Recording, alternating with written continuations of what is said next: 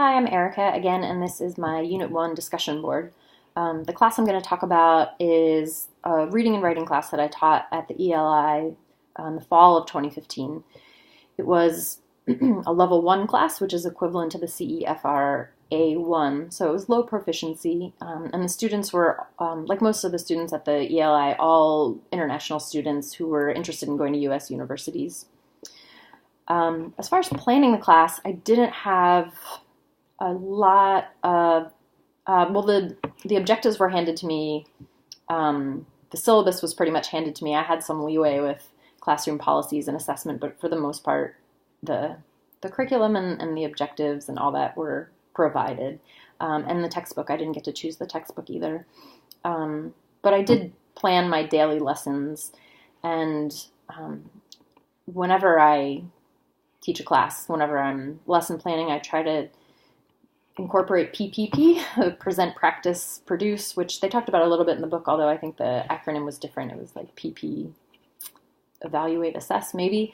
But so, for example, whatever skill I was teaching, and it was a skills-based class, so the objectives were things like identify the main ideas and details, or distinguish fact from opinion, skin and scam for scan, not scam, skim and scan for specific information. So whenever I was going to teach something, I would present it, kind of think out loud, and then we would have some kind of practice exercise where we were working together on that reading strategy, and then produce. So the students would somehow practice that on their own or with a partner. The biggest challenge for me in that class definitely was the textbook. It was way too hard.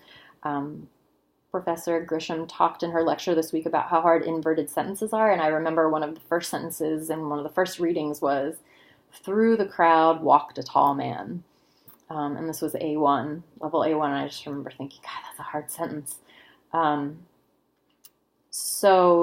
And our book also talks about one technique for figuring out if a textbook is too hard by creating a cloze activity, and I did that with one of the texts, and they, might have answered 50%, not even. So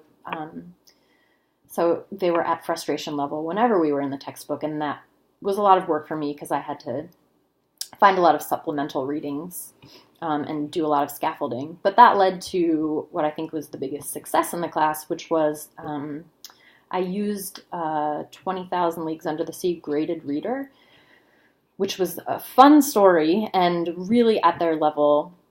And I created all of the activities and then designed all the materials for the activities. So it was a lot of work, but I could be really targeted.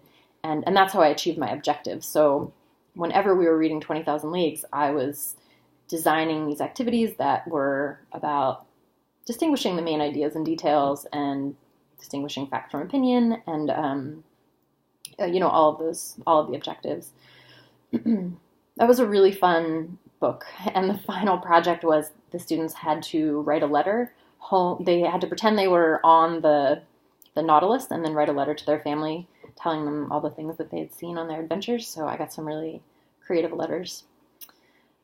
Things I would do differently if I had to teach that class again. I think that I would get more input from the students about what they would like to read. I didn't do that, and our reading really encouraged that, just getting ideas from students about things that they're interested in, and maybe even having them bring in some articles. I don't know, at level 1 if they could really do that, but maybe bring in articles to share. Also, if I could have changed the textbook, I would. But seeing how having a textbook that's not the right fit for a class, seeing how hard that can be, got me really interested in what it would be like to research and find my own textbook. So I'd like to learn more about that, and I'm hoping that some people will talk about their experiences with choosing their own textbooks. Thanks for listening.